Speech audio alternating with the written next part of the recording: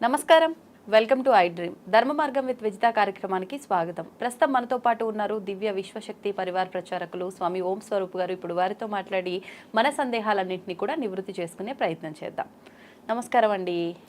దివ్య విశ్వ స్వరూపులందరికీ కూడాను దివ్య ఆశీస్సులు. మామూలుగా భగవంతుడికి మనం భక్తితో ఏదైనా నివేదన చెయ్యొచ్చు అంటారు. అవును. మజ్జిగ కూడా ప్రసాదంగా నివేదన చెయ్యొచ్చా అనేది నా క్వశ్చన్. భగవంతుడికి అన్నీ ఇష్టమే. ఫలాలు ఇష్టము, తులసి దళాలు ఇష్టము. చూడండి, మరి ఏవి ఇష్టం లేదు? ప్రతిదీ మనస్సు పూర్తిగా మీరు వారికి సమర్పించి తర్వాత మళ్ళీ మనం స్వీకరిస్తాం కాబట్టి తినేది ఏవైనా కూడా దేవుడు ఆగ్రహణిస్తాడు. లాస్ట్ టైం ఓ మాట చెప్పా, స్మెల్ చేస్తాడు మీరు ఏది పెట్టినా. గుళ్ళల్లో అన్ని తలుపులు వేయడం అవన్నీ చెప్పాను. అలాగే భగవంతుడికి ఏది ఇచ్చినా తీసుకుంటాడు. పాలు, పంచామృతం అంటూ ఉంటాం కదా, తేనె, అరటిపళ్ళు, యాపిల్ పళ్ళు. ఈ మధ్య చాలా మంది చాలా వేస్తున్నారు. అవన్నీ అభిషేకం చేస్తాము. లేదమ్మా, ప్రసాదాలు నాట్ ఓన్లీ అభిషేకం అమ్మా, మీరు విడిగా కూడా ప్రసాదాల్లో ఈ యొక్క తీర్థ దీంట్లో కూడా కొంతమంది చేస్తారు. సత్యనారాయణ వ్రతాల్లో కూడా ప్రసాదంలో అన్ని కలుపుతాం కదా. కలిపి పండ్లోకి మజ్జిగ అంటే పెరుగు కలుపుతాంగా, అది పంచామృతంలో. అవును, విడిగా మజ్జిగ పెట్టచ్చు, పెట్టకూడదని ఎక్కడ లేదు. ఎటువంటి సందర్భాల్లో ప్రత్యేకించి ఏ భగవంతునికి అలా అంటే ఏం లేదమ్మా. భగవంతులు అందరికీ మజ్జిగ మనలాగానే మానవ రూపం ధరించిన దేవుడే కాబట్టి మజ్జిగ తాగనని ఏ దేవుడు అండు.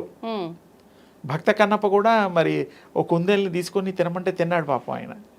గతంలో మనం ఆ చరిత్ర కాళహస్తి మహత్యంలో చూసాము. కానీ భగవంతుడికి ఏది పెట్టినా స్వీకరిస్తాడమ్మా. ఉదకం కూడా స్వీకరిస్తాడు కదా, మంచినీరు, పాలు అన్ని స్వీకరిస్తాడు. మజ్జిగ అనేటువంటిది మన ఇష్టంతో పెట్టుకొని స్వామికి సమర్పించవచ్చు, తప్పులేదు. ఆయన నాకు వద్దంటాడా? ఆయన మాట్లాడితే అంత అదృష్టం కూడా ఉందా ఈ మనుషులకి?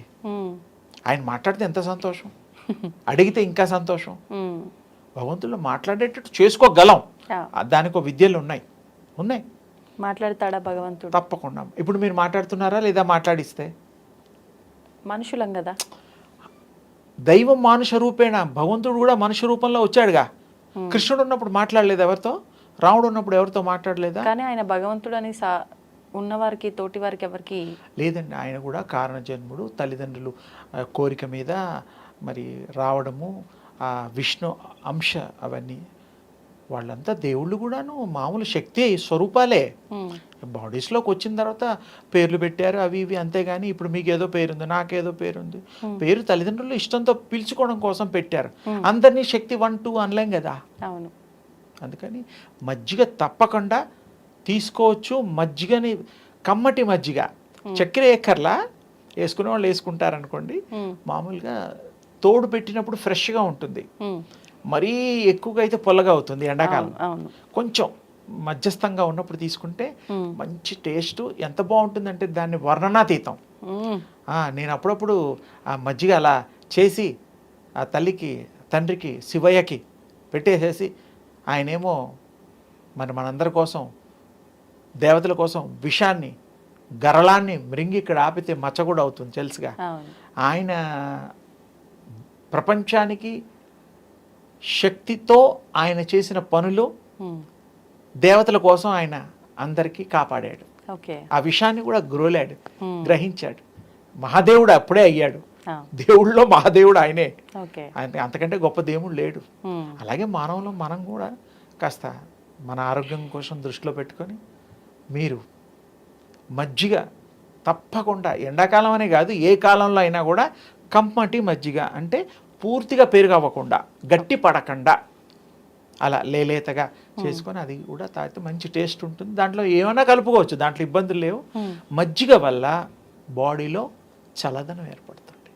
ఓకే, మరి భగవంతుడికి మజ్జిగ నివేదనం చేయడం వెనకాల అంటే ఆ స్వామికి మనని కరుణించడానికి ఏది పెట్టినా స్వీకరిస్తాడు కదా. ఎనీథింగ్, పండైనా, ఫలమైనా, పువ్వులైనా, ఏదైనా తెలుసు కాబట్టి తెలిసిన విషయాలు చెప్పకుండా ఆయనకి భక్తితో నివేదించేటువంటి అమృత తుల్యమైనటువంటి ఈ అమృతం అని కూడా దీనికి ఇంకో పేరు ఉంది మజ్జిగకి. మజ్జిగక ఆ, ఓకే. కొన్ని ప్రాంతాల్లో అమృతంగా కూడా దాన్ని స్వీకరిస్తారు. పాలు కూడా మరి పాల దాంట్లోనే క్షీరసాగర మదనంలోంచి ఆ లక్ష్మీ అమ్మవారు వచ్చింది, అన్ని ఇచ్చేటువంటిది, అవును. ఆరోగ్యం కూడా ఇచ్చేది తల్లే. కాబట్టి ఇక్కడ కూడా స్వామి వారికి, శివస్వామి గారు ఇంకే స్వామి అయినా కూడా దేవుళ్ళకి మనం మజ్జిగ తప్పకుండా నైవేద్యం పెట్టచ్చు. ఓకే. ఆయన దాన్ని స్ఫూర్తిస్తారు, మీకు అనుగ్రహిస్తారు, మన్ని ఆరోగ్యవంతులుగా ఉంచుతారు. సందేహం లేదు. మజ్జిగ ఇవ్వకూడదని ఏమీ లేదు, ఎక్కడా లేదు. పాలిస్తున్నప్పుడు మజ్జిగ ఏమైంది? ఏం తప్పు లేదు, తప్పు లేదని నా అంటే భావం. మనమైతే మజ్జిగ తాగే ముందు దాంట్లో కొంచెం సాల్ట్ వేసుకుంటాము, మరి భగవంతుడికి నివేదన అసలు మీకు సాల్ట్ ఎక్కర్లేదు, చక్కెర ఎక్కర్లా. ఎందుకు?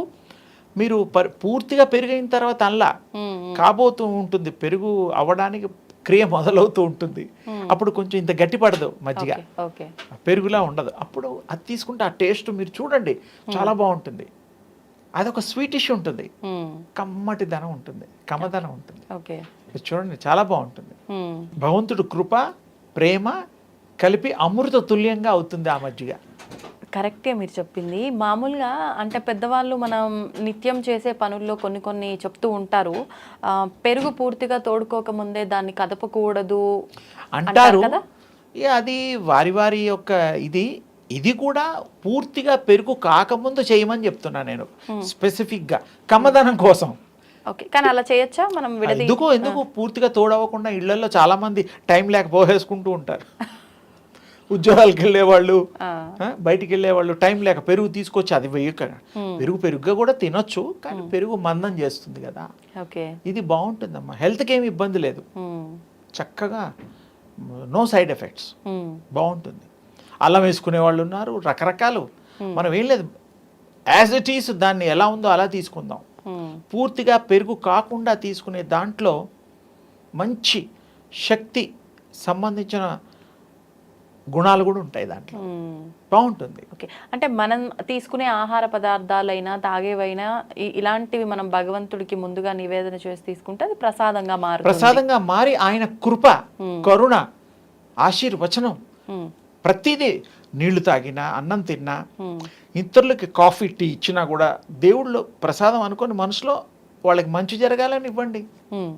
నేను అలాగే చేస్తాను, ఏది ముట్టుకున్నా ఆయన ప్రసాదం, తల్లి ప్రసాదం, శివయ్య ప్రసాదం, భగవంతుడి ప్రసాదం అనుకోవాలి. మన ఈ బ్రతుకే ప్రసాదం, అదే ఆయన అనుగ్రహించిందేగా. అలా అనుకోవడం వల్ల మనకి మంచే కదా. మంచి థాట్తో క్యారీ చేయండి, ఈ వస్తువులన్నీ స్వీకరించండి, తినండి. ఏది ముట్టుకున్నా భగవంతుడి కృప కావాలి. భగవంతుడి దయ లేనిది ఏది కాదు.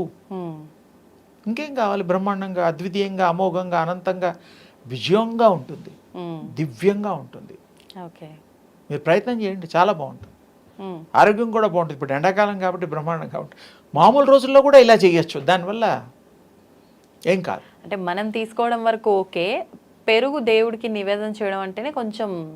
అందుకని ఇప్పుడు మీరు ఇలా చేయండి అమ్మా, ఓకే పెరుగొద్దు, అది పంచామృతాల్లో చేద్దురు, కానీ ఇది ఇప్పుడు తోడుకోబోయే ముందర మొదలైంది, పూర్తిగా తోడుకుంటే అప్పుడు పెరుగు అవుతుంది.